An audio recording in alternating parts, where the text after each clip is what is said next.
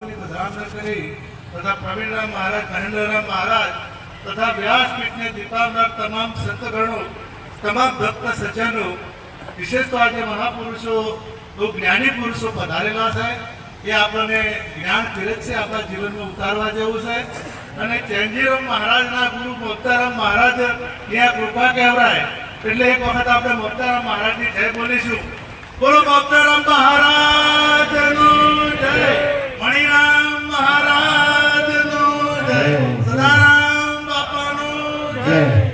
ગોરખનાથજીએ કીધું કે મનસા માલણી જીરે ગોરખ જાગતા નર શિવ ના જાગતા નર શિવ તને મળે નિરંજન દેવ.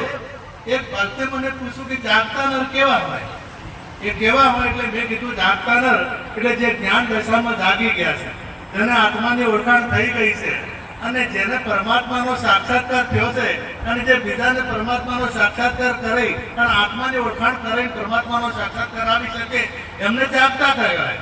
એટલે મને કે દેખાવી કેવા હોય, મેં નામ લીધા આવા પુરુષોના. આ પતિરામ બાપુ છે, મણિરામ બાપુ છે, આવા પુરુષોના, આ બાબુરામ બાપુ છે, આવા પુરુષોના નામ લીધા. દેવપુરીજી મહારાજ છે, આવા પુરુષોનું નામ લીધું તો આપણા જેવા છે. એ તો આપણા જેવા છે, આપણા મને એમના કોઈ ફેરલો આવતો નથી. એમાં કોઈ વિશેષતા હોય કે વિશેષ હોય કે ના હોય? એટલે મેં કીધું હોય, પણ ડોક્ટર બારીથી દેખાય ના. જે ડોક્ટર હોય ને એનું જ્ઞાન બારીથી દેખાય નહીં, એ જ્યારે ઓપરેશન કરે ત્યારે એનું જ્ઞાન દેખાય. એમ તમે આવા પુરુષોના શરણું સ્વીકારો અને શરણું સ્વીકારો તો જ આ જ્ઞાનની ખબર પડે. એ સિવાય કે જાગતા છે ખબર પડે. તમે જાગો તો જાગેલાને જાણી શકે. પ્રથમ આપણે એમના પર વિશ્વાસ મૂકવો પડશે. એટલે ઘણા બધા મહાપુરુષો છે. આટલું કહી મારી વાણી વિરામ આપું.